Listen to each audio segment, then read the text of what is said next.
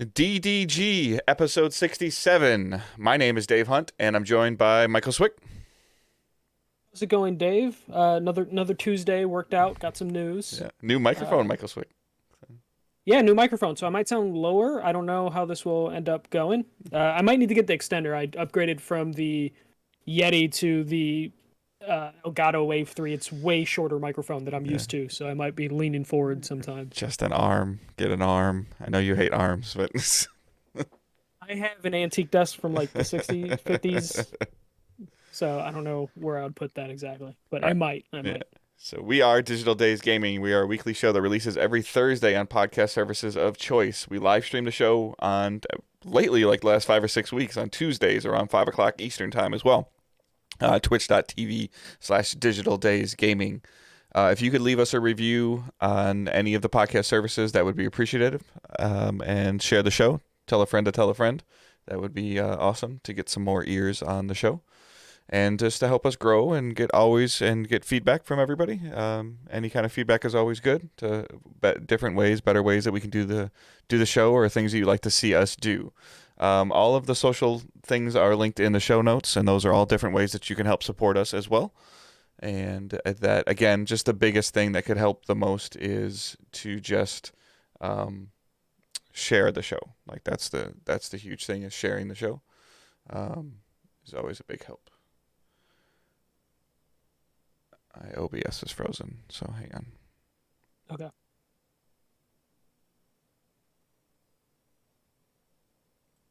Technical difficulties.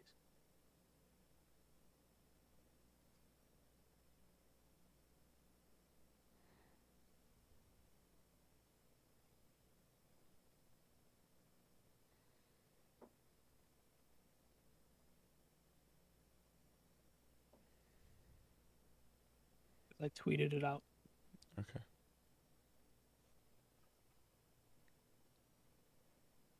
I think everything's okay. It's really weird that I did that.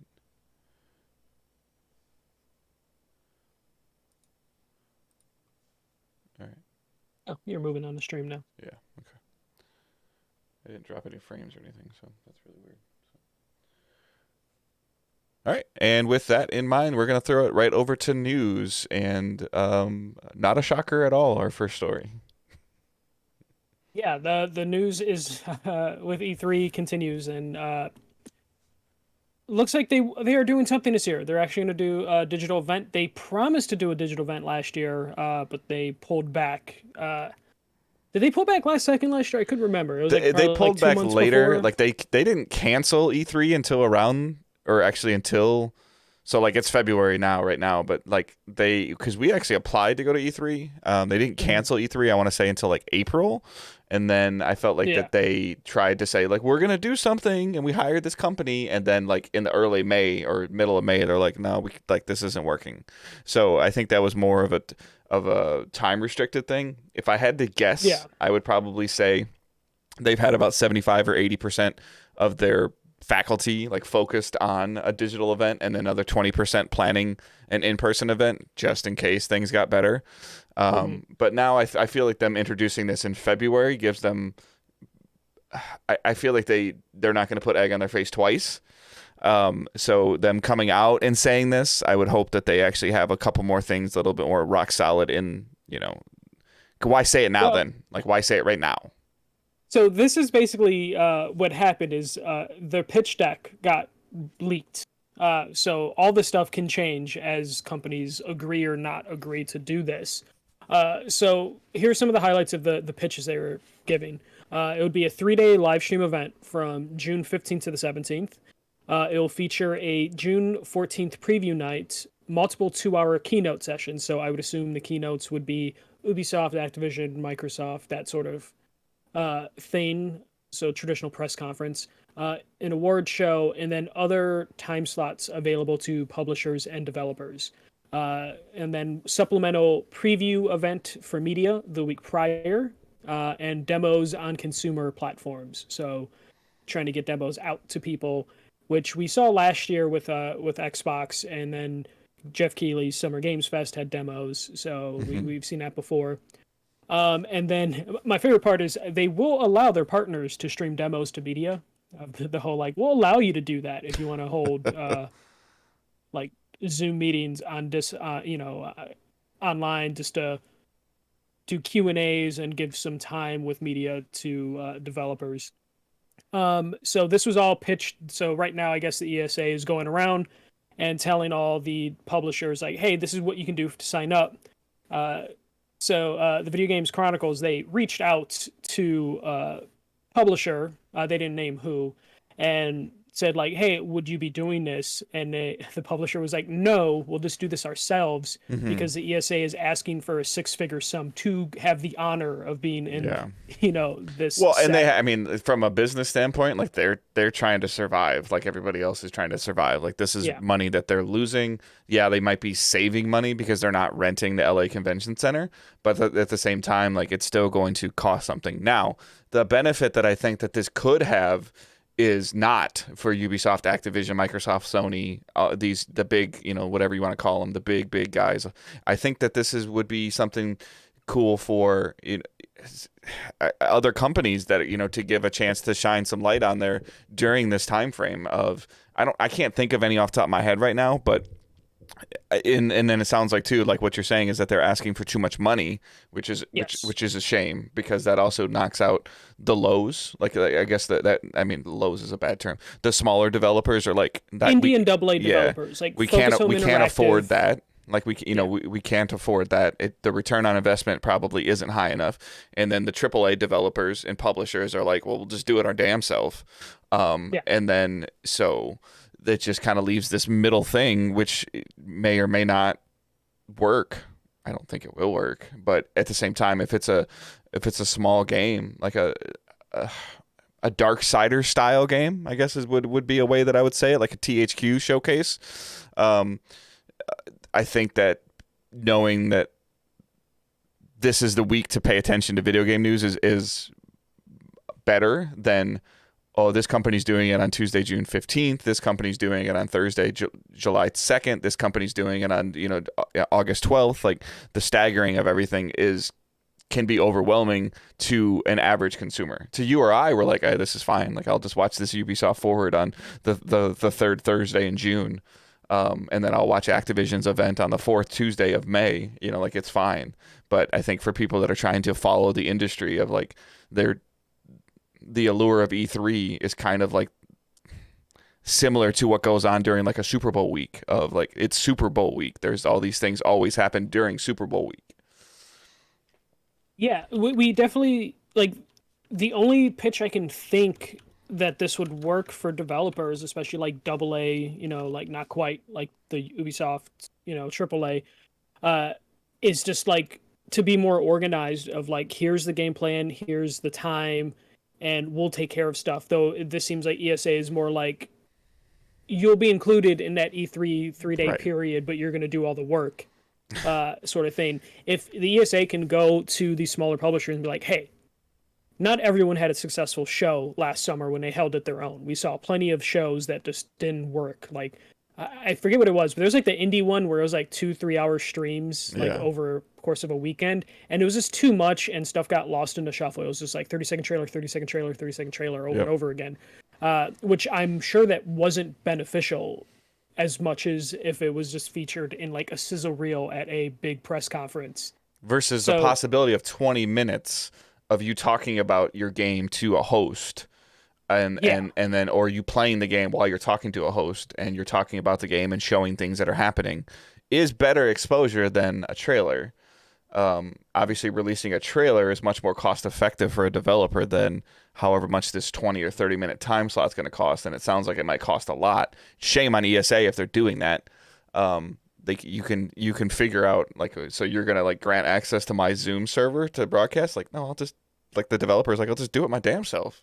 Yeah. The benefit would be like the Rolodex, the virtual Rolodex ESA has access to, that would bring people in, as opposed to like a PR person having to just like, okay, how am I going to like match the amount of appointments I would get during E3? But I think that also has to do with like what platform are you watching it on? Like how many people at this point in time, if you're a fan of Call of Duty, you're you're subscribed to the Call of Duty YouTube channel that they have, or the Twitch channel, like, and then when they do something, they do it there.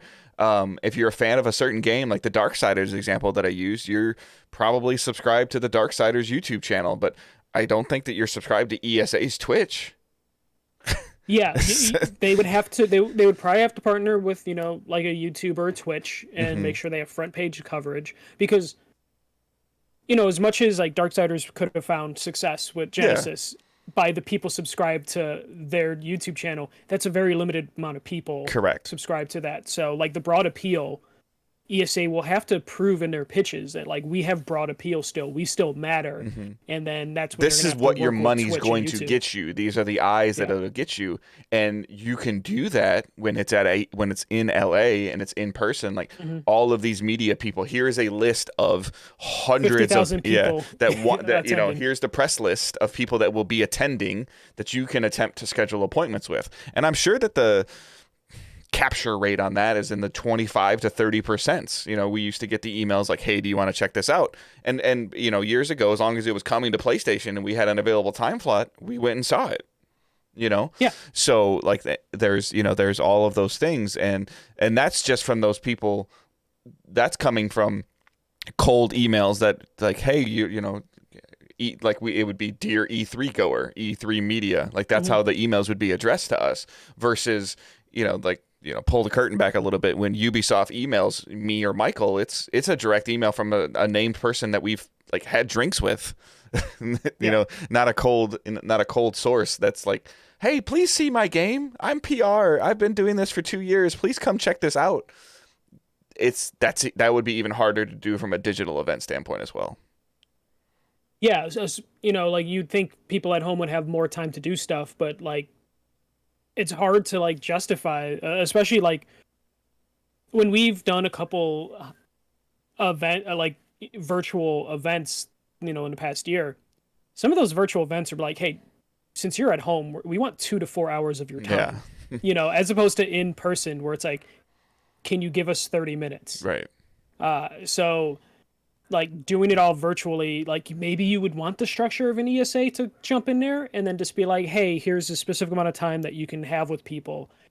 So the big companies don't be like, we want 4 hours of your time, and then that completely. But I think chokes. ESA is treading into water that they've never treaded into before either. They're like, here you go. Yeah. Their ESA used to be, okay, we're at the LA Coliseum where these days you need you want a 20 by 20 space. Okay, you can go to South Hall. Here's your 20 by 20 space, lot 44B, and this is what you're allowed to bring and not allowed to bring. And then they're done. Like the people show up and they set their stuff up. Like if you got a huge booth, like again, which is not the people that we're talking about, like but I just don't know how this would work. And then based on what you just read to me of like where the media would, like us, would hopefully be lucky enough and get access a week earlier, you've already eliminated that crowd, which is the crowd that they really want.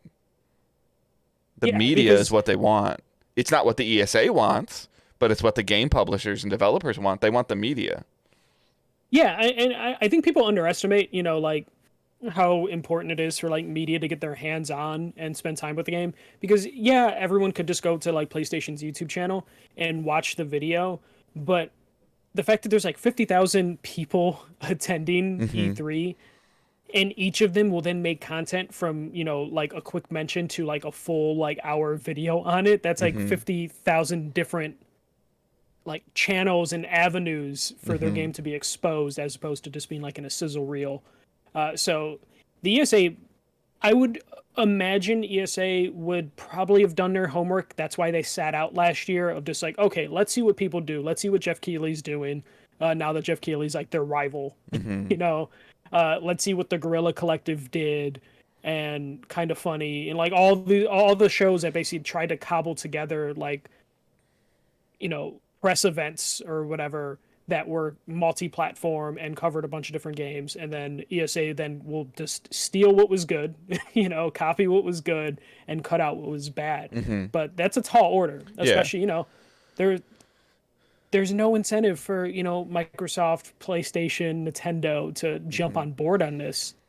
Well, even on the surface too, what some people fail to realize is like you see like the Ubisoft booth or you see the Activision booth on pictures or on the vloggers or doing the camera work on the show floor of E3, where it's like, you know, you get to see like where there's like a bunch of multiplayer set up for the next Call of Duty game, or you can get some, you know, hands on with them and the new Assassin's Creed mission, or they had the big Just Dance stage.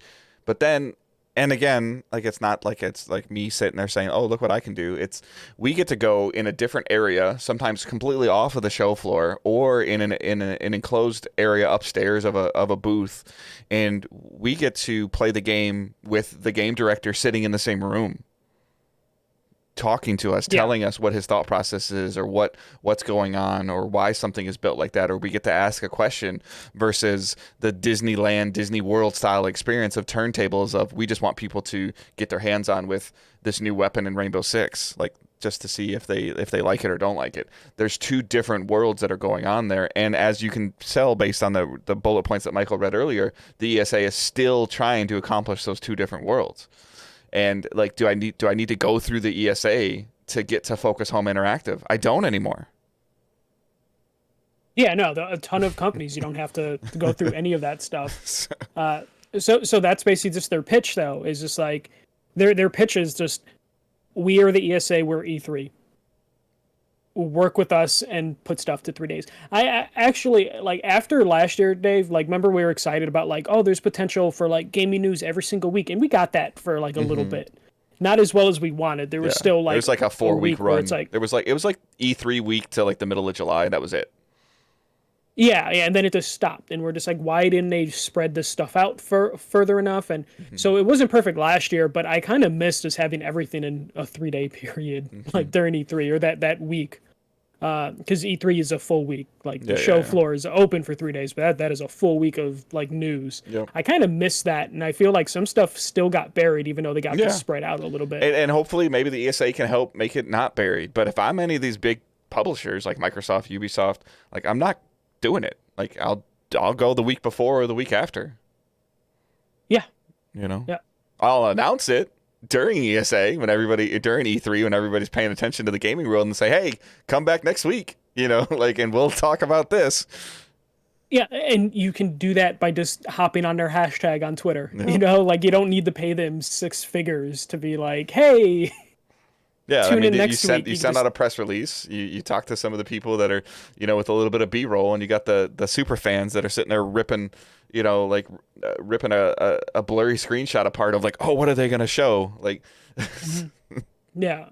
So I wonder how many people will do that during like E3 of just like, hey, during E3 week, we're not a part of this, but here's our press release. Yeah. Here's like we're gonna hop on the E3 news hashtag and then just pay for the ads to roll during the Twitch Yeah, be way cheaper. Yeah. So yeah, I mean, with all of that said, once we get to whatever you want to call this, herd immunity, vaccinated people, not vaccinated, once we get back to our new normal, there's still, like I said this before, nothing can or will replace hands-on impressions. Like, yeah, and those will still exist. How those hands-on impressions will or won't be delivered going forward might change, but I'm all for it, man. If I could take a half day at work and come home and you know, get the opportunity to check out the newest Call of Duty or check out the newest expansion to Borderlands or something like that, and do it from the comfort of my home versus, you know, trying to arrange a flight to get, you know, 2 days off of work in a row to fly out there and then come home and fly. You know, I'm 6'4", damn it. Sitting on a plane's not comfortable. Like, it's not comfortable. Let's just hop into the new thing before we talk about this, because who knows? Again, this is all the stuff that was from like their pitch deck. Yeah. So like they could end up like next week after going to all the publishers being like, no one wanted to join our party. Yeah.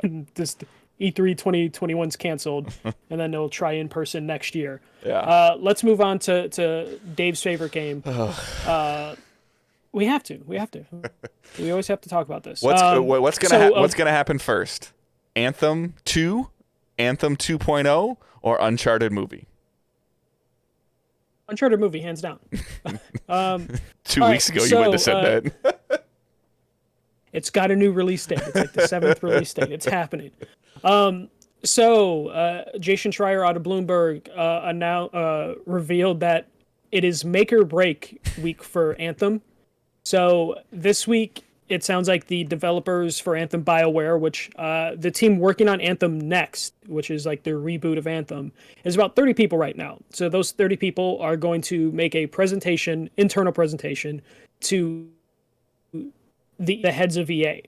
And EA then will decide whether the work justifies putting a full team on Anthem Next, or if they'll just cut ties with Anthem and Oh my god. just say it's not happening.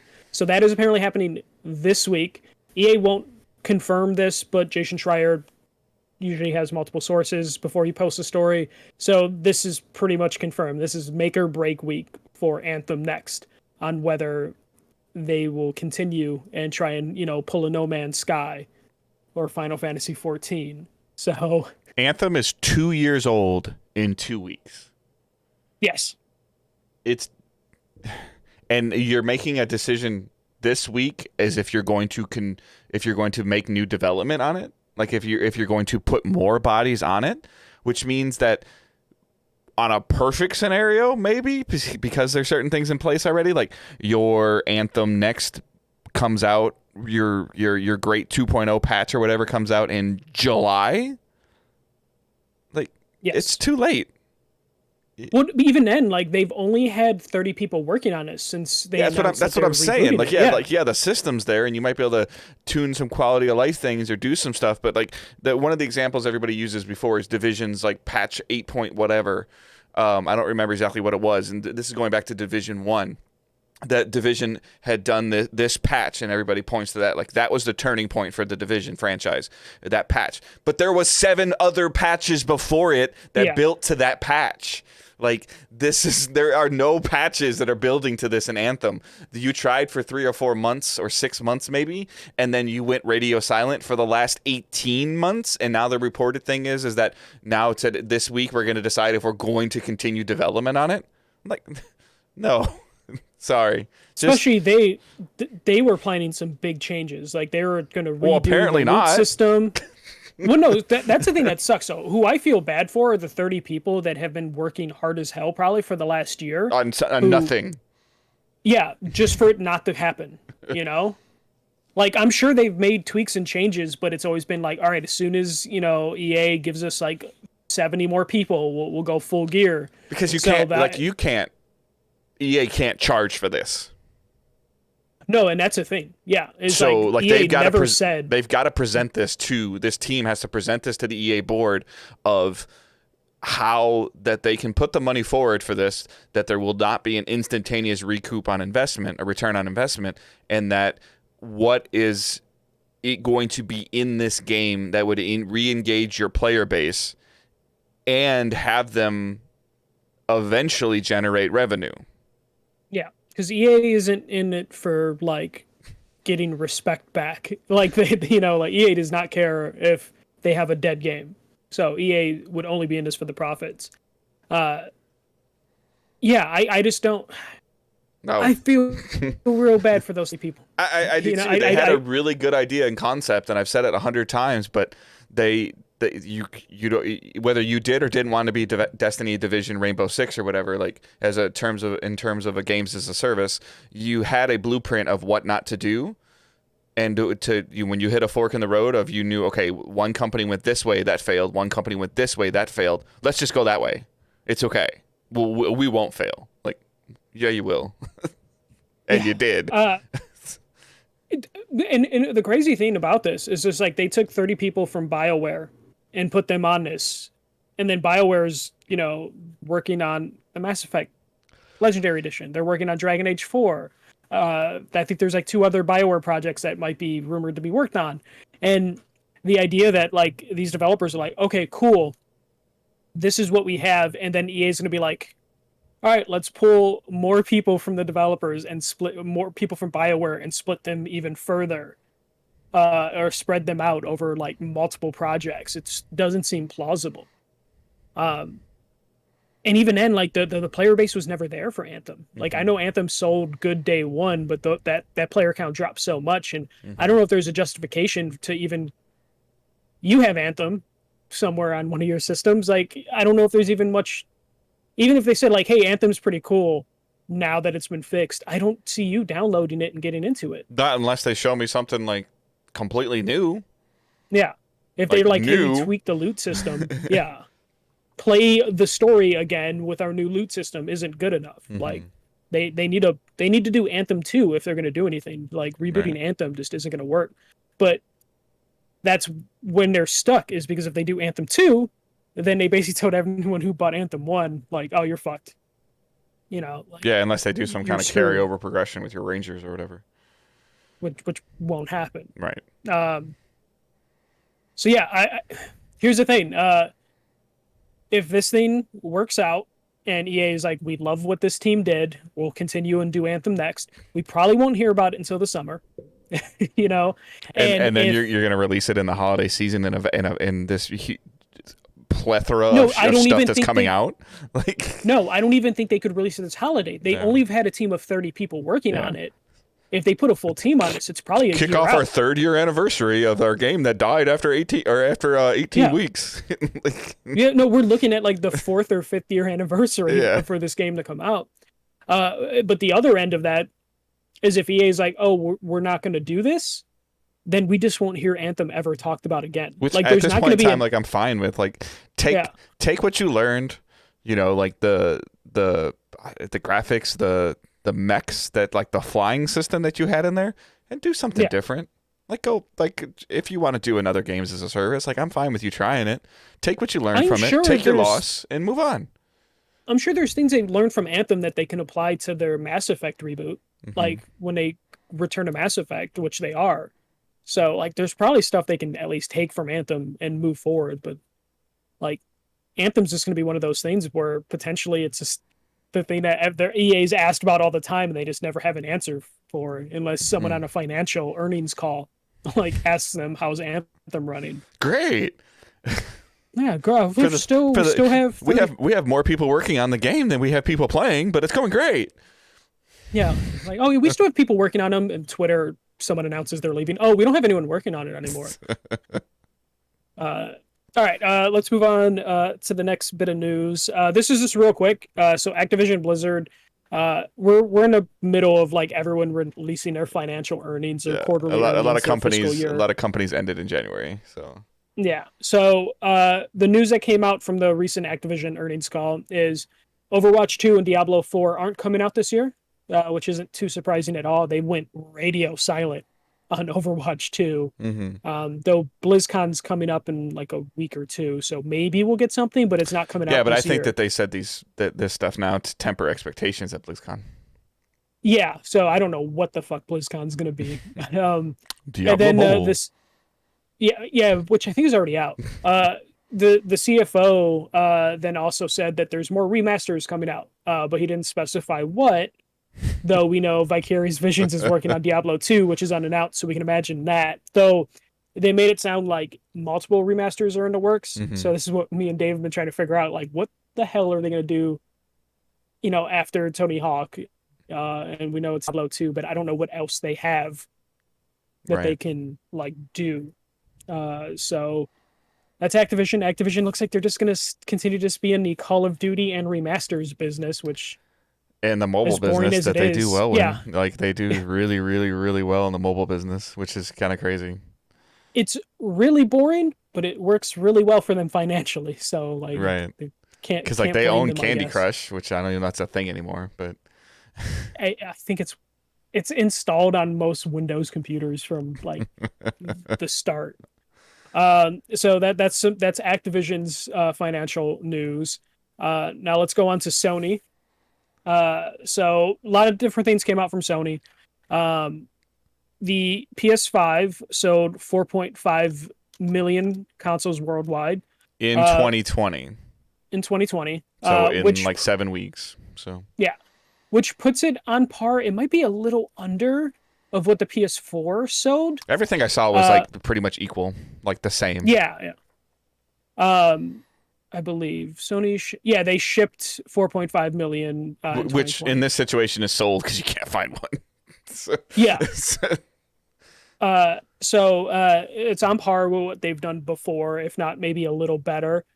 The 4.5 million is interesting because they pulled the Zelda basically because Miles Morales sold 4.1 million copies, though It's on PS4. I'm sure that it's on PS4, so I'm sure it's not that high, but like it probably has a very significant like amount of people bought Miles Morales for their PS5 because there wasn't a huge amount of PS5 games. Well, yeah, I mean, it's exclusive like you go PS5 into a games. store and you're lucky enough to get one, and let's say you go to the store to get it, and you look on the shelf of what's there, and essentially your choice was Sackboy, Demon Souls, Spider-Man. Yeah, and Valhalla. like those are the 4 games that have box art in the store. Oh, Godfall. Yeah, Can't forget but I'm about just Godfall. saying, like, if you like, if Grandma's in the store picking up the system for the 14-year-old boy, and she sees 5 games like this, she might, if she's at all in the know, might know what Assassin's Creed is. She knows what Spider-Man is. She doesn't know what Sackboy is. She doesn't know what Demon Souls is, and she doesn't know what Godfall is. Yeah, Spider-Man is like the safest bet because if you're gonna get someone's like grandparent or parent to buy it, they're not gonna buy the game called Godfall, right? Because that doesn't sound great for a kid. Sackboy looks cute enough, so Sackboy probably did pretty well, though we don't have those numbers. But yeah, Demon Souls, no grandma or parent is going to buy Demon Souls for their kid. So yeah, Spider-Man probably has a hell of an install base on and PS5. The same thing could be said for the PS4 owners that are getting a gift for getting something for Christmas as well. Like Spider-Man is safe, like is popular and is safe. I'm glad it sold well, even though I knew it was gonna. I think everyone knew this was gonna sell well. But it shows that like Insomniac might have like a nice setup for themselves, or at least Sony does. I don't know how happy, depending on how much Sony wants to milk this, how happy Insomniac would be. But like Miles was a quick turnaround time in terms of like how long that game was developed, the size and the scope of it. But your foundation was there again, and like how many times can they get away with that? Like how many times can they go to the same foundation? They'll probably do at least one more round of proper Spider-Man game. But proper before games. the people start getting annoyed with it, like or getting annoyed is an interesting word. Getting like irritated or agitated, fatigued. Like I was talking to Johnny, a good friend of mine. He's into chat now too, and we play games periodically, not as much as we used to. But he kind of I was talking to him a couple weeks ago about playing both Spider-Man and Miles back to back, and he had played and loved Spider-Man, and he was kind of waiting on Miles because he's like, did they change New York at all? I'm like, it snowed. Yeah. So it's like, and that's not a bad thing, but I just don't know how many times you can go there. It's the same thing that they did kind of like, and this is exactly what we thought it was. The same thing they kind of did with Uncharted Lost Legacy. You spent a lot of time in the same area in Uncharted Lost Legacy. Yeah, and that when the game opens up finally. Yeah. Yeah. So, I mean, again, it's like, it's you're still getting an Uncharted Lite, Lite experience, and Miles Morales was a heavier version of Lite. Yeah, but the thing is, at least when it comes to the Spider-Man IP, that's what people expect. People expect New York, and they can probably run that for a couple more times if they want to do the cycle. They can probably get away with running a 3 and then a Miles and maybe a 4 and a Miles. Yeah, I would love to see more games like this. The 40 to, I guess at this point in time, the $40 to $60 price point range of the 8 to 12 hour experiences. Like Miles Morales, I haven't gone back to it yet, but the medium games that I'm hearing are like, okay, even if you do everything, it's 12 hours versus like, I've seen some people like talking about Valhalla and they're like 89 hours in. I'm like, I know, like I can't do it. Yeah. And that's basically what I've been looking for, like going through my backlog of just like, okay, that game's 13 hours on howlongtobeat.com. No, I'm going to go play the game that's 7 hours. Well, Immortals, like when I look back at it, I was like 25 hours. I'm like, oof. And then it's like, I feel guilty myself sometimes when I'm like, my palate's not diverse enough. But when I try to diversify my palette and play a game like Immortals, it's like 30-hour commitment. And I'm like, yeah, whoa. Yeah, it could be a lot. But I'm sure this is promising, though, when they see like, we can put out a 4 to 8 hour Spider-Man game and we can sell how many copies? Like that, they're probably going to run with that. And then you have a company like Nintendo come out and say that that game that we ported, that everybody that we ported over and just made it run on a Switch that everybody was like giving us crap about. Yeah, we sold 9 million copies of that. Yeah. Mario He sold a 30 shit ton of copies. Mario Yeah. 35th anniversary, or Animal Crossing sold, what did they say, 31 million copies. Yeah. And then like now we've seen numbers this week of Red Dead 2 is in above 25 mil, and GTA is above 150 mil in its life. Yeah. Like, And GTA has 2 more platforms to come out on PS5 and Xbox Series. why would you bring out GTA 6 at this point in time if you're selling an average of 10 million copies of a game a year of something, and you're going to put it on 3 platforms? But yeah, the only thing I can think of is that they're selling that game for $20. The exclusivity though, like you're seeing, we've talked about this before, and I love Sony. Everybody knows that I love Sony, and they make great games, and their games make money. So, but you look at potential to make more money, and not sitting there saying that Sony needs to make more money, but GTA sold that much because it was a good game, and it was on everything. Everything. And they added new features when they brought it to a new platform. Eventually, with 5 million PS5s out there, what's the last number we heard for PS4? 125 mil? 100? Something crazy like that. Let me look it up while you're talking. Eventually, if there's 130 people that own, I'm obviously taking, and scaling the number down. If 130 people own a PlayStation system, and then you show them Miles Morales, like you go to that person and say, do you want to buy this? It's $50. And yeah, your attach rate might be high, but it's not 50%. If it was 50%, you would be at 50 million. Yeah. There comes a certain point in time where you're capping your sales because you're not available on other things. It's so hard to tell. Like, people have been looking at like profit wise or the revenue wise. Like Sony generated 8.4 billion in the quarter, and everybody's like saying it's smashing Microsoft, and then analysts are coming out and saying yes, it is beating Xbox, but not by as much as you think it is. And now at retail, with the retail price, Sony is losing money on the PS5, which we all speculated they were going to do. Yeah. The software sales are making up for it.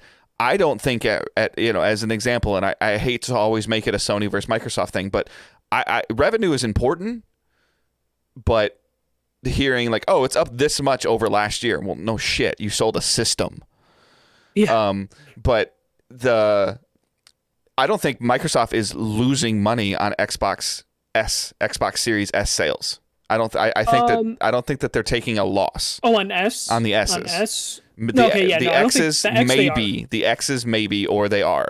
But they, like it can be offset. Like I care about profits. And unfortunately, Sony will share their PlayStation profits because they're great. And they're holding that entire company above water. PlayStation is holding the Sony corporation above water with how much money it's generating and profits it's generating. But keep in mind, Microsoft can go to Sony's company and overpay and pay in cash and purchase Sony and not even blink an eye. All of Sony, not just the PlayStation division. Yeah, so, I mean, there was, that's possible, but not possible. But yeah. So I meant like, you'll hear about Microsoft's profits as a Microsoft whole. You're not hearing about Sony's profits as a whole because they're shit except for PlayStation.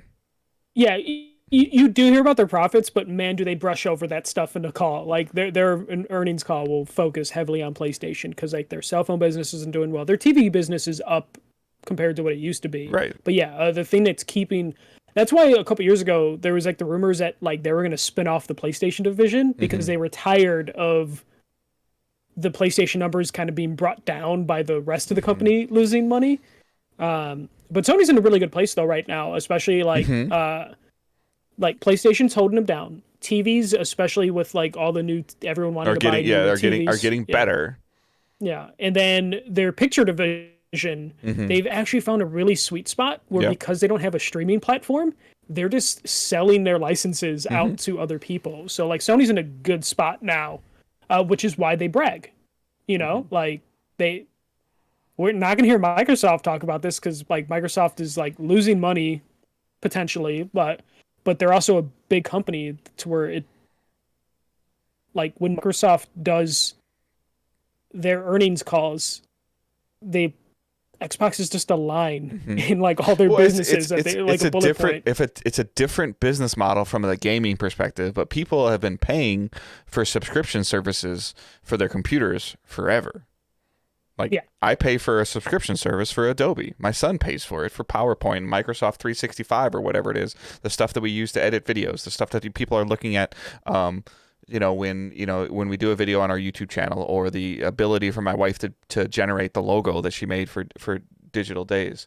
Like that's all because we're paying, $11 a month for access to Photoshop or whatever it is on Microsoft. Oh, that's not them. Yeah. I don't even know what it is. Adobe Photo Editor or something. Adobe. Yeah. Unrelated to them.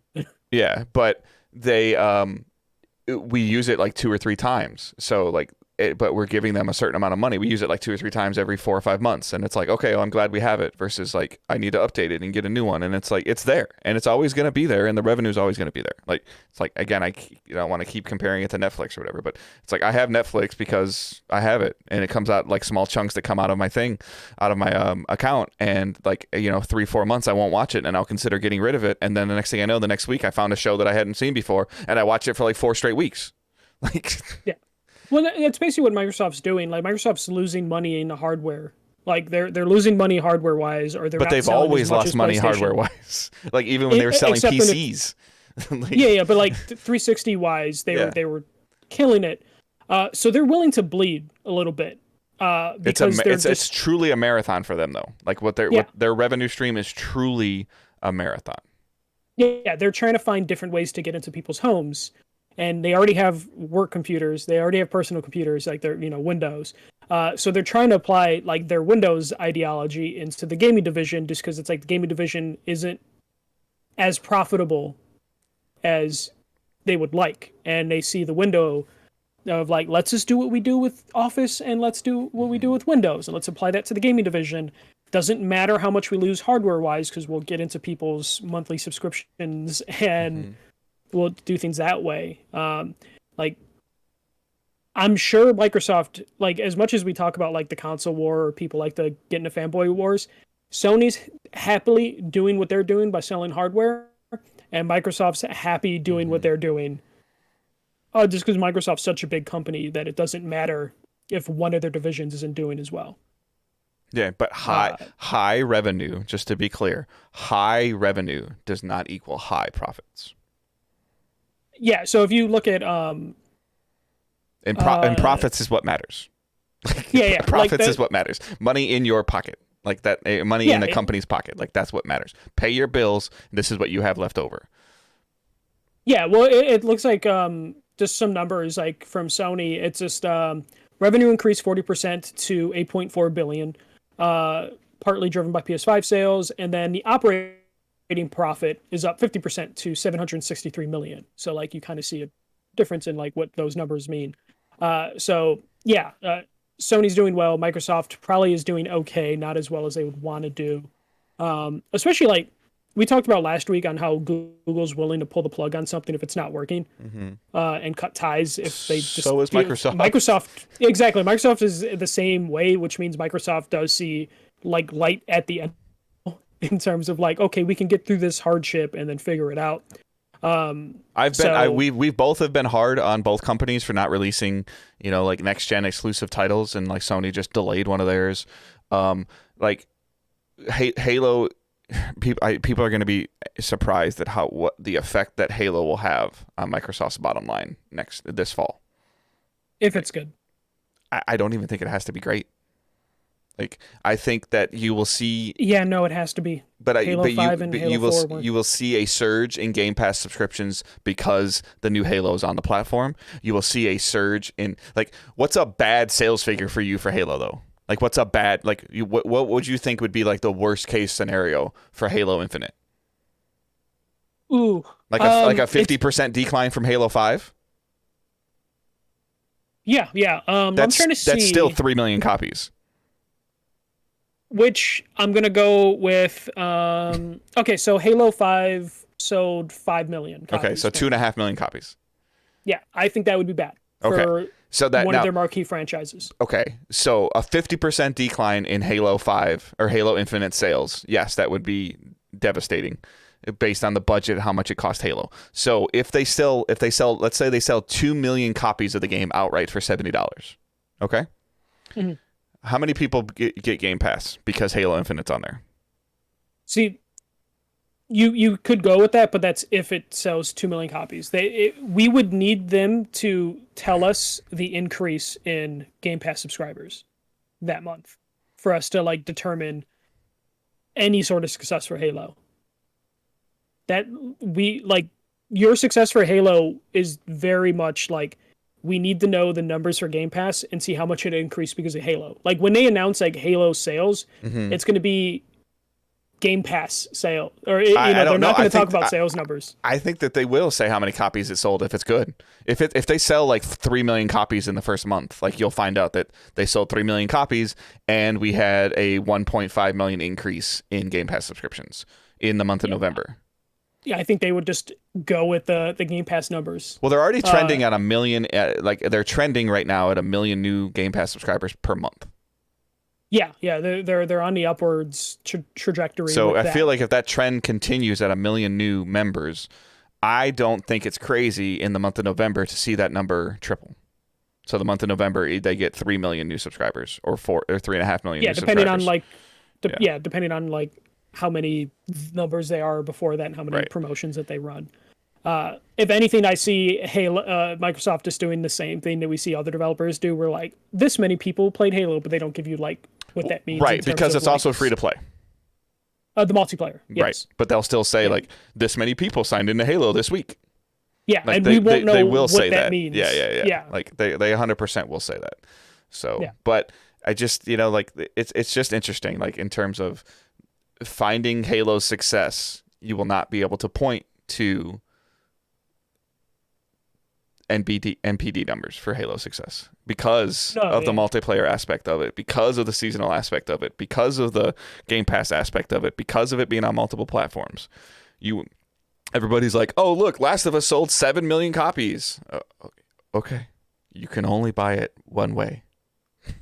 Yeah. And that's going to frustrate fanboys because like that's going to be fuel for fanboys and it's going to frustrate fanboys, because people will be able to point to like the success of a PlayStation property and then point to like the sales on an Xbox property, and it's gonna be like, well, the story's a little bit more complicated on the Xbox side. If you log in January, or if you look at Steam concurrent users or whatever, or if they can even track it, because I don't even know if it's going to be on Steam or whatever, but if you can see how many people are playing in January, February, and March Halo multiplayer, like that's where the success is going to come from. Yes, like again, for the 100th time, Last of Us sold batshit crazy. God of War sold batshit crazy. Spider-Man sold crazy.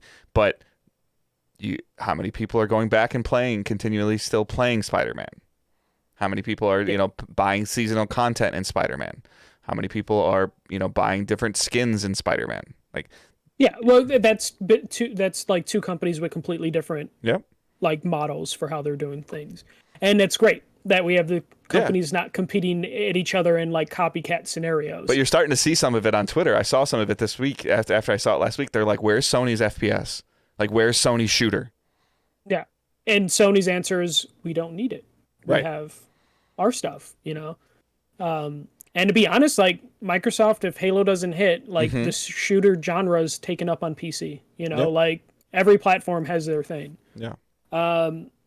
All right, so the last bit of news, which I feel is the heist of the century, Embracer Group, aka THQ Nordic, has purchased Gearbox for roughly $1.3 billion.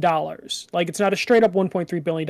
It's like mixed up with stock options and all that stuff. But if they hit certain goals within 6 years, it can hit $1.3 billion. Holy shit.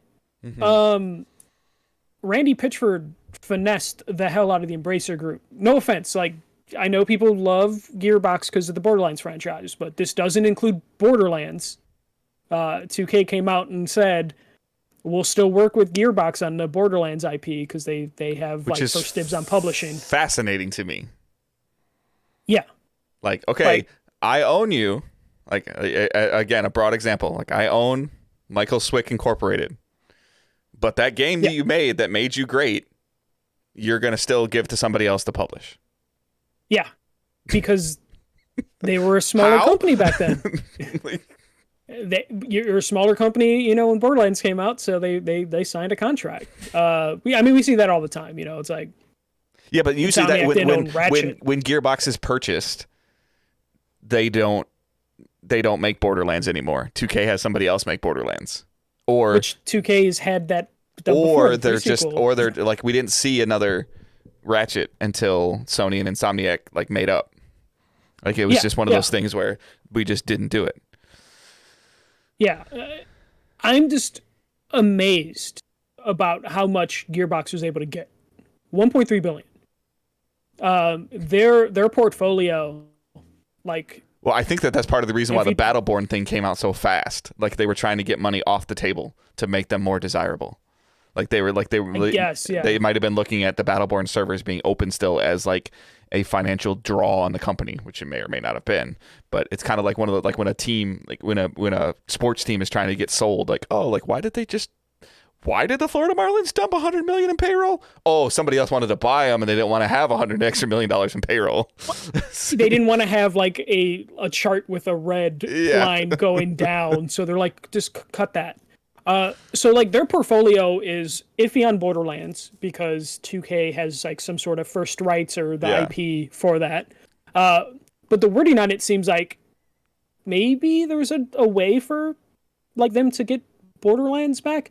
Brothers in Arms, which I feel like they haven't done anything with in a while. Homeworld, which I don't know if Homeworld 3 ever came out, and Duke Nukem. That is the portfolio that they got for $1.3 billion. And so I'm not the biggest Borderlands fan. I enjoyed Borderlands 1. I have a bunch of friends that like Borderlands as a franchise. But the chart for Borderlands in terms of quality from 1 to 3 isn't going up. You know, like it isn't, you know, on a green trajectory going. They're a publisher as well, Michael. Gearbox is a publisher also. They are a publisher. They publish Godfall. They published a couple games, but none of them have been hits. Yeah. But the thing that with like Borderlands, like I don't understand how they got this much money because like when I look at Borderlands, I see the deal with Borderlands. Really the deal with Borderlands must be really good. Like in terms of like even the company is still desirable. Like I don't even like speculating here. Like is it a 70-30 split that, you know, 2K gets 70% and Gearbox gets 30% because 2K is paying the bill to publish the game, and you know, but now like there has to be something. Like why is THQ purchasing Gearbox for that much money if they're not gonna if and when Borderlands 4 is a thing that they're not gonna like there must be some statistical data that shows that it's worth it. Or they have a cool ass game in development that Embracer or whatever THQ saw and were like, that could be huge, and decided to put this money down. But like, if you look at like the stuff they've done, it's just like, so from going Borderlands 1, 2, and 3, I feel like there's been like a dip in terms of like quality from 1 to 2 to 3. The 3 probably is a little bit better than 2, but like I feel like it was a significant drop off from 1 to 2. Outside of Borderlands, like Battleborn, dead, failed miserably. The Homeworld Remaster apparently came out in 2015. I completely forgot. Then you have Duke Nukem Forever, because they own Duke Nukem. Dead. Garbage, yeah. Yeah. Brothers in Arms, they haven't done anything with since 2008. And then they have, you know, Aliens. I don't even know what that game is. Then you have like Aliens Colonial Marines, which was a trash fire. They don't own that, but that if you look at the games they've developed, like I don't see. I guess how this deal works out this unless Embracer wants them to make something. like it would it's have to something be. Embracer They've been owns. buying IPs, right? Something Embracer like owns crazy. or buys now is that they think that if Gearbox has the talent to do and they want them to make it, and maybe they tried to come to some publishing agreement or IP agreement and they couldn't, and Embracer said, "Fine, how about we just do this much and we just tell you what to do." It would have to be, but I'm like looking at like their library of games, and I'm just like they have bought a lot of stuff, but like I don't think they've bought anything that's like hell. They can do something amazing with that. Mm-hmm. I mean, but Embracer also They'll doesn't take seem all like of their properties and put them in the Borderlands world. but they would have to work with 2K and then split costs. Right. I don't get it. I don't get it at all. Like exactly what's going on. Remember the Conan franchise? Like, how much did that sell for? Wasn't it like that company that made Conan or whatever it was? It's like 200. It sold more than Insomniac. Yeah. If I'm not mistaken. It's just Is crazy. Conan a better game than Borderlands? But they don't own Borderlands. That's the thing. It's like so. Like when we're talking about like. But okay, if 2K gives Borderlands to somebody else, like it's gonna be like the Batman Arkham thing. Like, oh, there's great Batman Arkham games. Don't play that Arkham game. That's not Rocksteady Arkham. Like I don't the pre-sequel. I don't think Gearbox made, right? No, that was 2K had. And people trashed the hell out of that game. Yeah, they did. But this is like when I saw the news and saw how much, I was just completely like, how? Is Ted Price, did he spit out his coffee that morning when he saw how much they were sold for and how much he probably could have got? But the weird thing about Embracer is like they like, like they haven't really done anything with THQ Nordic. Like I guess THQ Nordic is under them. They haven't done a ton in terms of like just doing remasters. So they haven't done any major moves. Those have been successful. They bought Saber Interactive, which I it was like a AA like good studio. They still own Volition, and Volition hasn't produced anything in a long time since Agents of Mayhem. Flying Wild Hog, I feel like it's been a couple years since they produced stuff. So like I guess this company's just fine paying money and keeping studios alive without putting pressure of like releasing something, which could be good for Gearbox because I feel like they've had so many. The Borderlands definitely feel rushed, and Battleborn definitely felt rushed. So was it 2K rushing them? Was it them? Was the contract rushing them? Was it themselves rushing them? Like that's what whether we like it or not. Like that's what these companies purchasing, like Microsoft purchasing Bethesda means that maybe Bethesda doesn't have to rush as much. Yeah. So like maybe this will bring out the best in Gearbox because Gearbox, at one point, at least with Borderlands franchise has been good. Everything else they've done has been bad. And maybe since Randy Pitchford is like a controversial figure in gaming, maybe it's good that he has a boss now. In terms of like someone now can tell him like shut up or don't do anything stupid, stop doing magic tricks at PAX. Or get rid of him. Yeah, they could get rid of him. And that could be beneficial to the company. Or maybe because he has someone to answer to, he'll work a little bit better or like stay inside the lines and do stuff. But yeah, this was a crazy headline to me. And companies continue to get bought up.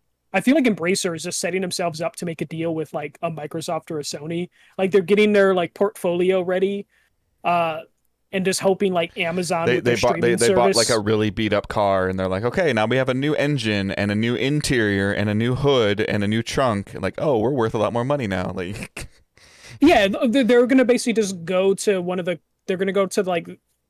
companies, slap their car and be like, look at all this that we got here. Like they're going to present themselves to Game Pass and be like, we have 1,000 IP.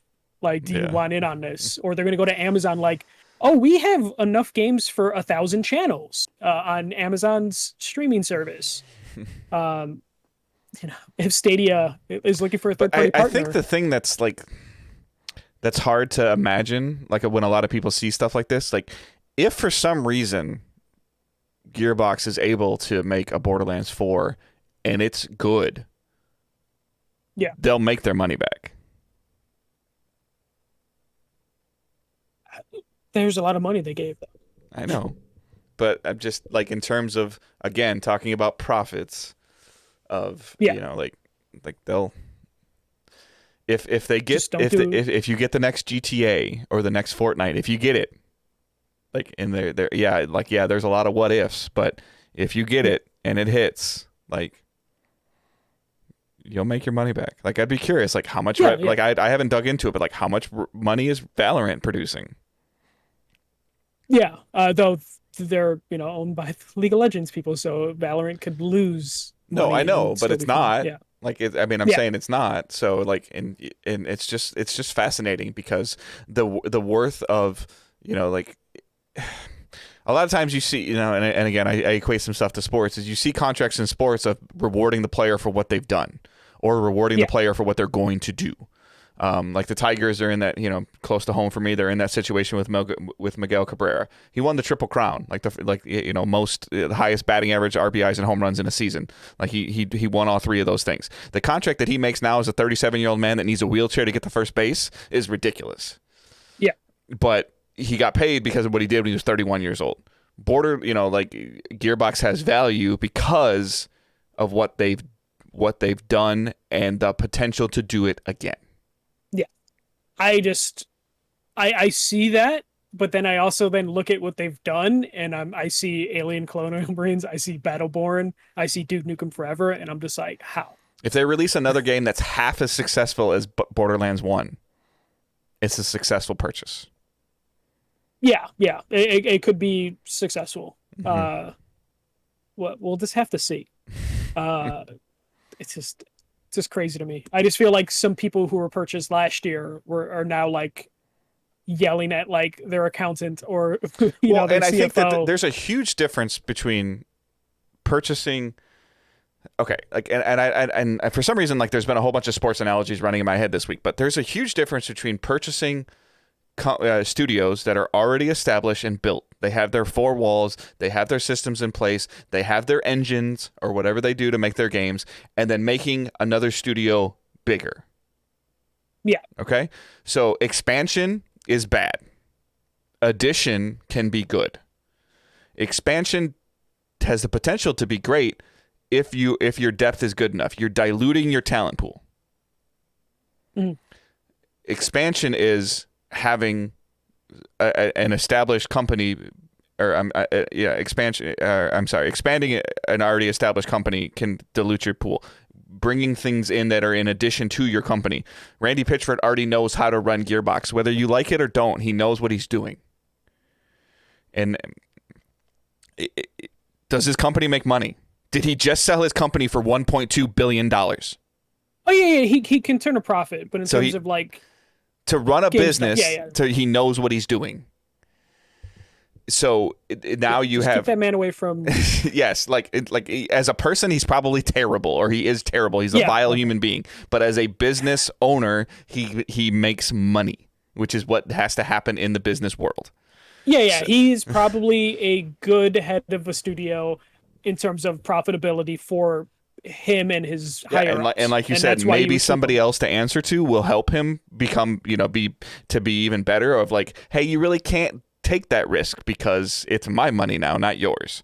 But the chain of command at Gearbox is established. Will it get tweaked? Yeah, it will get tweaked, but the chain is there. That chain now links to something else versus you trying to take a link and make it bigger. Yeah.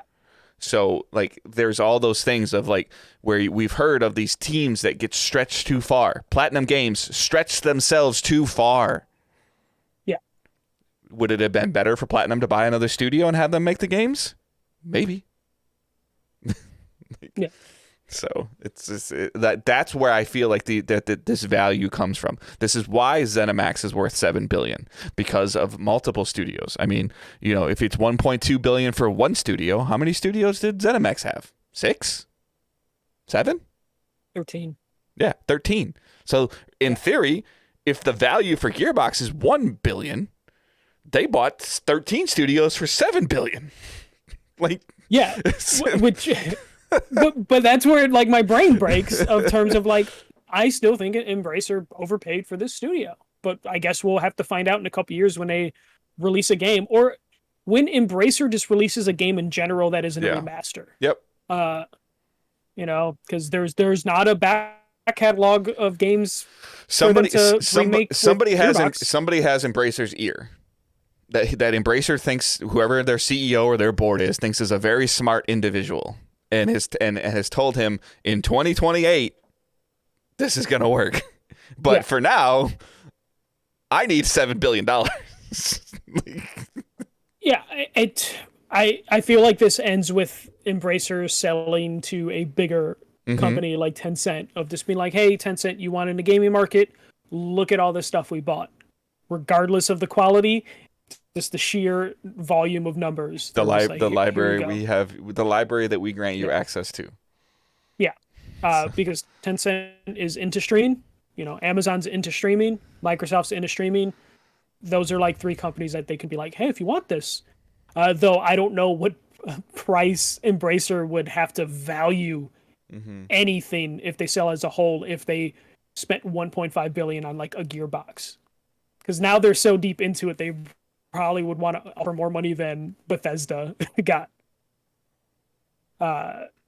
So there's that. See, okay, that's all I have for the news. So Glorious War just says the difference is that Gearbox is a much more successful studio than the Bethesda studios. No, not at all. Doom, it just destroys all of Borderlands. Elder Scrolls, Fallout. I'm sorry, but that's the perception though. Like, okay, Glorious, I'm not saying that you're wrong, but you maybe enjoyed Borderlands better than somebody that enjoyed Doom or Fallout, and the perception is that that's a better game because of me playing it. But from a business standpoint, like, Doom is ridiculous. Yeah, I would say Arcane is better. Tango's smaller. Machine Games, I could see Glorious War. He named 3 more studios from Bethesda. I would say the Wolfenstein is a big name compared to Borderlands in terms of legacy. But I would say, like, if you want to compare Gearbox to like Tango or Machine Games, yeah, I feel like that's an argument. But that's not why you buy Bethesda. But at the same time, Glorious, like, Gearbox is known for Borderlands, but Embracer didn't even get Borderlands. Yeah, or at least as of now, they don't have Borderlands. We don't know like the contract stuff, but yeah, as of now, still 2K. So, and when you take Borderlands out of the equation, Gearbox does not have a great history in terms of stuff outside of Borderlands. I enjoyed Doom more than Borderlands, but I would say it sold more on a franchise level. So you're saying that Borderlands as a franchise sold more than Doom? Or are you saying Doom as a franchise sold more than Borderlands? Because I'm sure Doom trounced it. Yeah. But we can move on for the news and do what we're playing. All right. So for me, I ended up getting a little sick earlier in the week. I actually took like a day and almost pretty much 2 days off of work. And then, so I was messing around with some stuff, and I've decided to kind of mess around with like the mobile stuff, and as well as wanting to try to find better ways to play games on my phone, whether it's Game Pass or Remote Play. So I picked up a Razer Kishi, which is it's a controller that clicks onto the side of your phone. So like, it connects via USB-C. It doesn't have its own battery. It uses the battery from your phone. It's got triggers. It's got 2 triggers on it on each side. It's got a D-pad and touchable, thumbstick buttons. It's like $80. And I really liked it so far. Like, I used it a little bit on Game Pass, and I really enjoyed it. I haven't really had a chance to mess with it more. It's a little annoying. You have to take your case off. I have to take the case off my phone to use it. But it's relatively portable. It folds up and clicks together really nice, and it's small. And then I downloaded Call of Duty Mobile, and I played that on like a Saturday morning for a couple hours. I got to like level 8 or 9 on their Battle Pass like pretty quickly. What I didn't realize is that Call of Duty Mobile has like an auto fire system. Mm-hmm. That once you're aiming and you're over a target, the gun just fires. Like, there's not a fire button on the mobile version of the game. Okay. There's a tap to ADS, or you can like move the screen, but the touch controls actually worked really well. You get a bunch of like free to play ads that pop up in your screens in front of you. Like, here, check out this character, check out this skin, buy this, which is obvious because it's a free to play game. But I was actually pretty impressed with it. And the thing I was actually the most impressed about is it didn't drain my battery. It didn't have that much of a pull on my battery. Yeah, I was on Wi-Fi, but it didn't pull on Yeah. my battery very much. But it was fun in small little, 5 or 6 minutes. I could definitely see myself playing it at the end of like a lunch break or something like that. But I didn't hate it. It was nice to play a game on my phone that wasn't like a touch 3 game or match 3 game.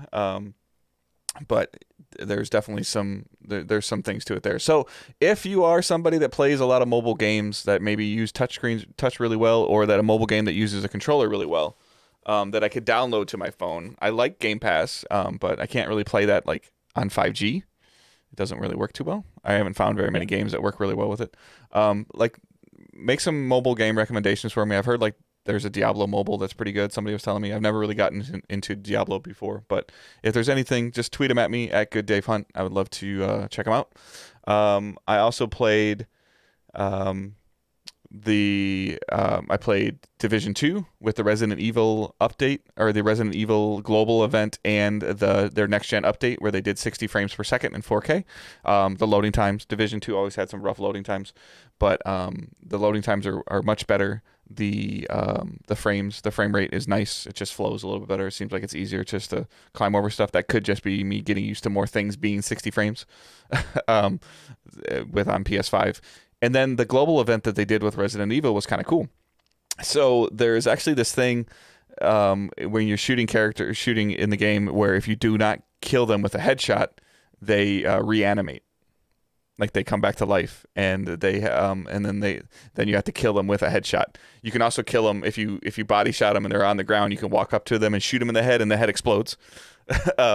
So for like a 1 or 2 week or 10-day like apparel event, I think it's enough to kind of mess with the gameplay and change it up a little bit, and you just earn interesting cosmetics for playing the game. Like there was probably some things that I don't understand Resident Evil references of, just some of the clothing and some of the reference. You get a bunch of different arm patches for your character, some backpack dongles, backpack trophies, some like bulletproof, like RPD, like your Kevlar vests, and things like that. So it was fun.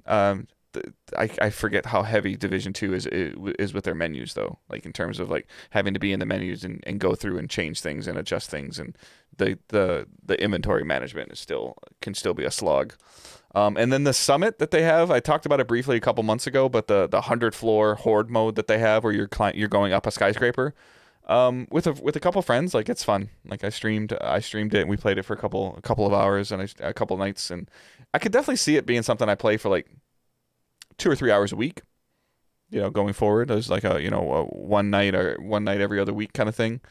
And then today, Destiny 2 started a new season. So I was playing and streaming that as well. Again, you can just check out the streams, twitch.tv/digitaldayzgaming. It's mostly been me. Somebody else doesn't seem to want to stream lately, but we all go through phases. So maybe there'll be something cool that comes out that gets his interest again. So a new season started today, which is it's a whole new level system, whole new battle pass, new activity. It's a 3-man match made activity. It's actually going pretty good. There's a good amount of of ads, but at the same time, Destiny is always fun and interesting the first week when you're trying to figure out everything that works, and then all of a sudden you figure out what is the path of least resistance to get you to where you want to get to, and then the game gets kind of dry. So we'll have to see if this continues to work or doesn't continue to work, but there still is nothing more satisfying and fun than shooting something in the head in Destiny. So, that is pretty much it for what I played. I watched the Super Bowl. The game was terrible. Tom Brady wins the Super Bowl more often than LeBron James makes a free throw. And the game was, like I said, the game was bad, and the commercials were average, if not closer to bad. So. Yeah, I barely watched the Super Bowl. I think I turned it on for the halftime show, and then I watched the second half, just hoping Mahomes would just do what he usually does, but he had no offensive line and like a broken toe, so it was like, it was a bad game. It was a pretty bad game. So for me, pretty light this week. I did dip more into the medium.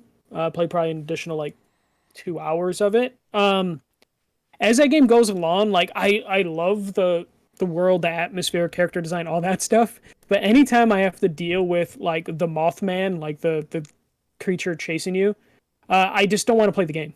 Like I wish this game didn't have that aspect to it because I just love exploring the world and figuring out like their basic puzzles. The puzzles aren't great, but they're I haven't got whatever. Any farther, I'm interested. So. Yeah, I'm interested in like the story and everything like that. But anytime the game tries to add that element of like, oh, got time to run away, I'm just like, no. Especially that first encounter with the creature is just it's real bad. Like I hated that part of the game because like, oh, just hide over here and then just run into this corridor and then run into this corridor and it's just. I want to like that game more than I am, but I can see why the reviews are where they're at because it's like there's good stuff in this game. I love this. I love the story. I love the world. The mechanics of being split between like the spirit world and the real world is fascinating to me. But man, when I have to deal with those sections of the game, I'm just kind of like bummed out of just like, this would be so much better if they just removed this bit of the game. Like it does, I don't need that tension. It's not even scary. It's just I just hate when games have you just run away from a thing. It just kind of annoys me. I made the mistake of buying NBA 2K21 on the Switch. Just because I'm like, oh, let me try that on portable. It was on sale for like $15 or $20. Okay. So I bought it and I'm saying, oh, let me just play it portable mode. I enjoyed it on the PS5. Fuck, I can't play that game on portable mode. Everything's just too small. The characters are a little weird, skinny, tall, like when they shouldn't be. So that was a mistake.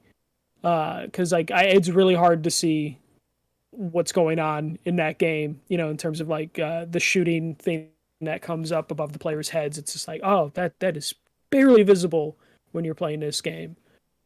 So I haven't docked it yet because I haven't docked my Switch in a long time because I don't have any ports available on my TV right now with the Xbox and the PlayStation and my Chromecast. So I've just been playing that portable and I regret picking it up. So because I for some reason I still want to play the basketball game just because it's it's a game I can turn my brain off while I play. So, and then you mentioned it earlier, funny enough, but Lost Legacy. I finally decided to play that. A couple hours into it, like 3 or 4 hours into it. I understand the game's only like 7-8 hours, if that. Really loving it. Chloe was one of my favorite characters. I was kind of disappointed that Chloe like isn't really in Uncharted 4. Loving that because it's just more Uncharted, and I forgot how much I missed Uncharted. Even though after Uncharted 4, I'm like, oh cool, I'm fine with this franchise. This franchise never continues, and then I forgot Lost Legacy existed. Now I'm playing Lost Legacy, really enjoying it. I want to see more adventures from Chloe or some of the side characters in the Uncharted franchise. Like I don't need Nathan Drake. I don't need Nathan Drake's daughter if they do another Uncharted game.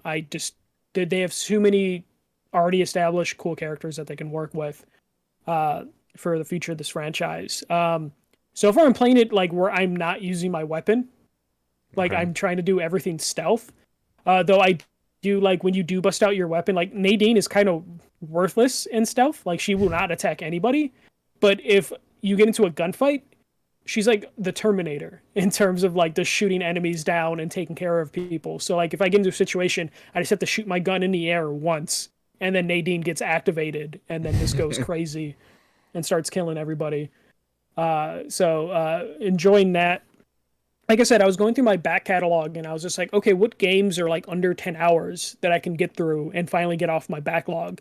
So, it was between Wolfenstein and Lost Legacy. And it was like, oh, Wolfenstein's 12 hours and Lost Legacy 7 hours? Okay, I'm going Lost Legacy. And that's why I did Titanfall 2 the week prior. So I'm going to continue to do that. I don't know what my next game is. I already have Wolfenstein downloaded. And I guess I could, like finish up stuff that I have in other games. But, like Ghost of Tsushima, I have a bunch of stuff. I want to restart Control, but that's another one of those games. Did you beat Ghost? I got close. Okay. Like Ghost I'm close to the end. Yeah. But I moved it from my PS5 internal to the external drive of just like, okay, the external drive of shame.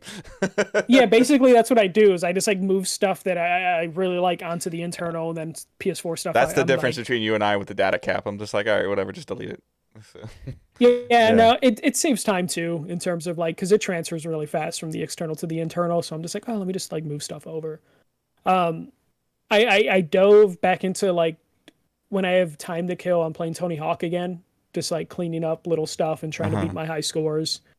So I'm doing that again, just because it frustrates me. I used to be really good at that game. I'm okay at the game now, but when I look at the leaderboards, I'm like, fuck, I was trash compared to some of the scores. So I've just been kind of like grinding away at that, no pun intended, and just listening to podcasts while I do it. Just because that's what 2K was. 2K was my podcast like game. You know, just throw my earbuds in. I can play the game on mute, and I'm kind of doing that with Tony Hawk for that. And then, so I went on a little bit of a journey yesterday, just because I was off and didn't really have anything to do. For some reason, I got paranoid about like the PS3 store just shutting down one day. I saw you tweeting about this. I'm like, what is he doing? Yeah. So like my PS3, it's like just been like Josh is rubbing off on him over like 2-year time. We need to have Josh on here because apparently like he's just rubbing off on him. So. I didn't realize that we're like 5 years away from the 20th anniversary of the PS3, and I was like, there's no possible way they're gonna keep this store alive, you know, for much longer. Like they're not gonna hit the 20th anniversary of this, you know. Because that would be a weird thing to be like, hey, it's the 20th anniversary for the PS3. We're closing the online servers and the store. They're going to kill it before that. So I was just like, okay, let me go into my PS3 download list, which is hell. It loads better than I remember it, but it was a process of just me basically not wanting to invest money in an external drive or like a new internal drive of just being like, okay, I need to make this 500 gigs work. And just delete any remaster that's on here because I'd rather play the remaster, and then just go through everything and download any game that I purchased on the PS3. That took a couple hours, and I'm not talking about like downloading stuff either, like because that was a whole other thing, because I forgot that when you download a game, it doesn't install automatically. You have to click the bubble and it installs. So like I go through the store, torture myself to do all that organizing bullshit, and then I walk away for a couple hours, come back, and then I just have a bunch of fucking bubbles. And if the game is over a gig, that bubble takes a long time to like install. See, so he could have been streaming, folks. You guys need to tweet at him. He could have been streaming other games. I did preservation and took care of that because I know that day's coming. Like it has to be. Like where but I mean that gets into the question though. Like, are they going to deny people access to content that they've paid for? That's what we've been talking about for a long time. Like, if I own those games on PS3 and I bought them and I paid for them, like, and now you're making it so I can't access my purchases, you know? So the PSP store closed, and the only way to get your PSP library is on a PS3. Okay, so now a PS3 store closes.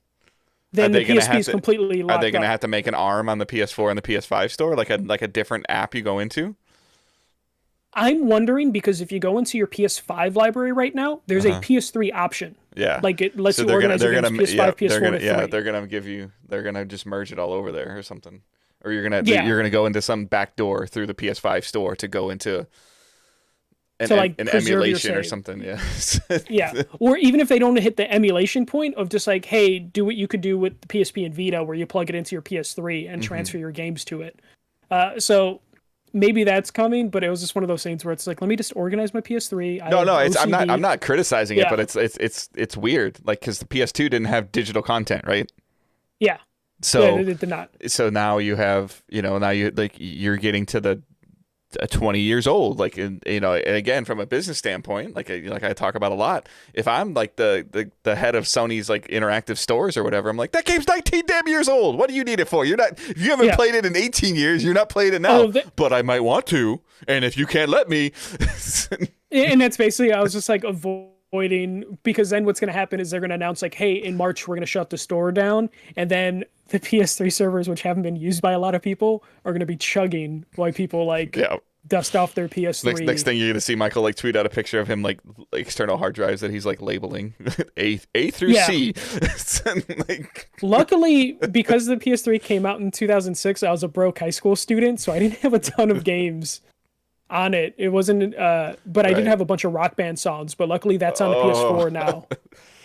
So like the Rock Band stuff's like, I'm so glad the PS5 is backwards compatible because I don't have a PS4 anymore. Mm-hmm. But the fact that like I don't have to worry about the PS4 library, like I can access all that stuff. Yeah. But it was just the PS3 of just like they can't keep the store up forever, so let me just torture myself and organize this. And part of me was like, oh, I should download all these demos I still have access to, because there's some cool demos that are on that store still. Demos. I downloaded the Wolverine X-Men Origins Wolverine demo because that demo was good, but I didn't want to buy the whole game. All right. So I did that. I wasted that time, and now I have to like back it up to an external drive just in case that PS3 dies. I can then transfer the data to something else. But I refuse to buy a new internal drive because that's stupid. I have plenty of external drives, so that is my journey with the PS3. Because like Nintendo have just been dicks with the Wii store, you know, just like, we just killed it. Yeah. Fuck you, we killed it. Like Sony can totally do that. Yeah. And they can point to Nintendo and be like, you guys let Nintendo do it. Though I did have one or two people that were on their PS3s, which I was just like, what the fuck? Like, how? Like, my whole PS3 list is dead, where it's like everyone on that list says hasn't been on in two or more years. Yeah. And then there was like two people that were on, and I was just like, would it be rude to ask them? Because I don't even know who they are because they don't have their real name like on the PS3. So it's like, oh shit. What are you doing? What are you doing? Why? All right. Is that it for you? Yeah, or? that was it. That was it for me. All right. I'm not sure if he's still here or not anymore. But Glorious War, while Michael was talking, I did a little bit of Googling. And I'm at a little bit. Michael and I are a little bit more wrong than I thought. But at the same time, there's a couple things that we were right on. So just as a reference, Michael, how many franchise-wise do you think franchise lifetime copies of Doom has sold? Probably the 10 to 12 million, depending on how many you do. It's 10 million. Yeah. So how many copies of the Borderlands franchise is sold? Probably each one? Yeah, or the whole series. Total?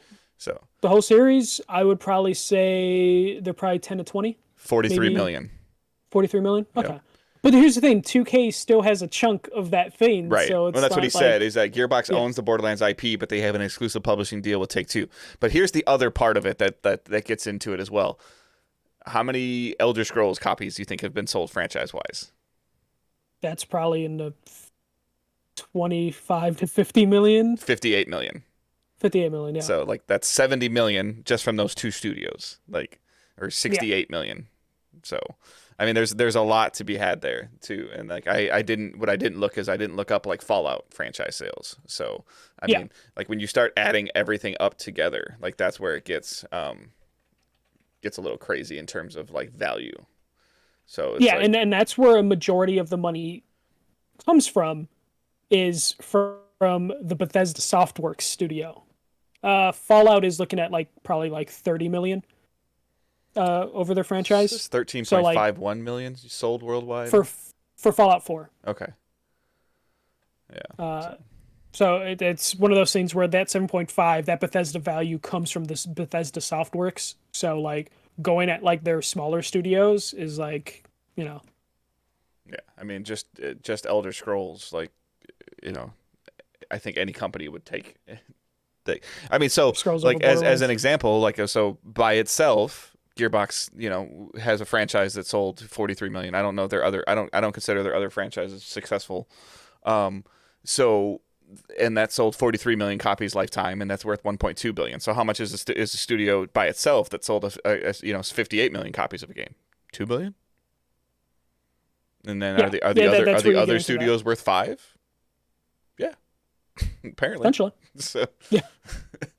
All right. Questions. You can send us questions using hashtag AskDigitalDays. We haven't gotten a whole lot of them lately, but just so if anything pops into your head that we're talking about, or if you want us to elaborate more on a subject, or if we were wrong, like Glorious War is saying that we were, like he had a little bit of a debate, which is great. I love to have those conversations with people like that, and it makes me look things up, because I think if you asked me if Doom would have sold, if over under on Doom selling 10 million, I would have said over.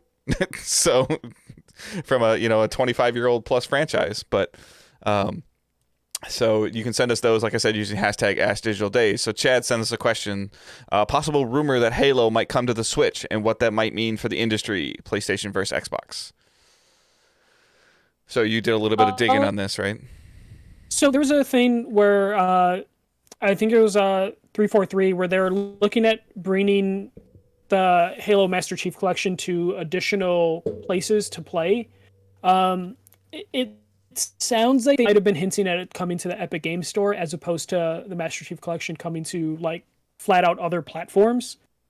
Especially the Switch stuff was something people were hopeful for because they have a somewhat of a relationship with Nintendo and publishing their games on. Rumors like a year ago that Game Pass was coming to Switch.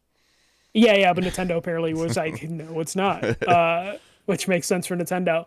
So it sounds like the tease was for the Epic Games Store, which again is fascinating. Of like what like we've been talking about the different business models. Like Microsoft already has a PlayStation Microsoft already has a Microsoft Store on PC, and a lot of their games are on Steam. Yes, it does suck, but and a lot of their games are on Steam also. So like, what's the benefit from more exposure? I guess like so now you're going to be on Xbox PC, Steam PC, Epic Game Store, Xbox Console Store, Xbox One, Xbox Series, and Game Pass. Like, so again, it's just, like for some reason, their data shows that people don't know that there's an Xbox Store on PC, but they have a subscription, or they're on the Epic Game Store because of Fortnite.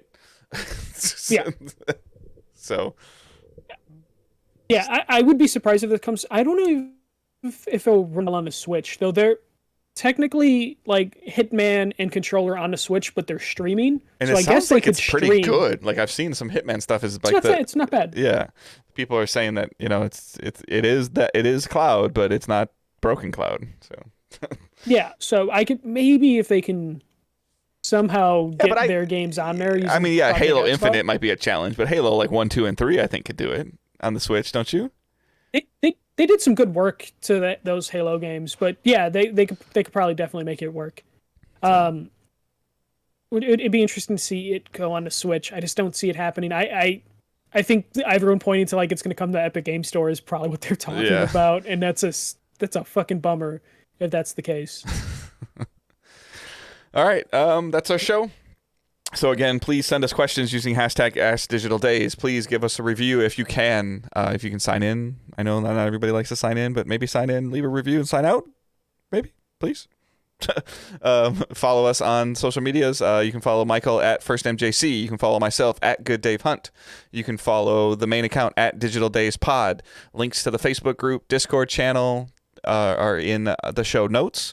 patreon.com/digitaldaysgaming, where there's different tiers: $1, $3, $5, $7, gets you a couple different things. $7 is the monthly episode, $5 is 24-hour early access, things like that. As always, feedback on Patreon is needed. If positive or negative, it costs too much money, tell us this isn't worth $3. I'd like to hear that. I think that's a good value.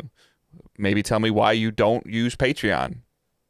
Maybe, anything like that is always appreciated. And those feedbacks are taken under advisement. I have a notebook that I try to keep stuff in, or I take a lot of screenshots of stuff. I was cleaning my phone out the other day, and I forgot how much screenshots of things that I had taken of comments or feedback or other stuff that I shouldn't have looked at.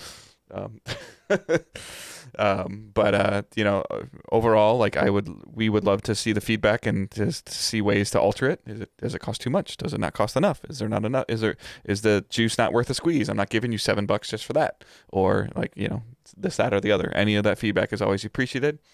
And other than that, Michael, you got anything else? No, that covered everything. Usually do. So. I'm just here to say bye. Yeah. One week I'll just make him host. Yeah. All right. I hope everyone has a great week. Keep moving forward. Don't be a dick.